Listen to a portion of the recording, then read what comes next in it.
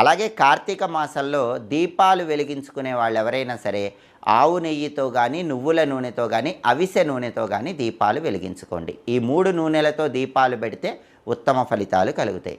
అయితే కార్తీక మాసంలో దీపాలు వెలిగించుకునేటప్పుడు శివాలయంలో కానీ విష్ణు ఆలయంలో కానీ చాలామంది దీపాలు పెడుతూ ఉంటారు. అయితే ప్రతిరోజు కార్తీక మాసంలో దీపాలు పెట్టలేని వాళ్ళు ఏం చేయాలి? ఉద్యోగరీత్యా కానీ వ్యాపార రీత్యా కానీ కార్తీక మాసంలో నెల రోజులు కూడా దేవాలయానికి వెళ్ళి దీపం పెట్టలేని వాళ్ళు ఏం చేయాలో స్కాంద పురాణం వైష్ణవ ఖండంలో చెప్పారు. కార్తీక మాసంలో ఒక్క 3 రోజుల్లో దీపాలు దేవాలయంలో పెడితే 30 రోజులు దేవాలయంలో దీపాలు పెట్టిన ఫలితం కలుగుతుందని స్కాంద పురాణం వైష్ణవ ఖండంలో చెప్పారు. ఆ 3 రోజులు ఏంటంటే కార్తీక శుక్ల ద్వాదశి అంటే క్షీరాబ్ది ద్వాదశి, దీన్నే చిలుకు ద్వాదశి అంటారు.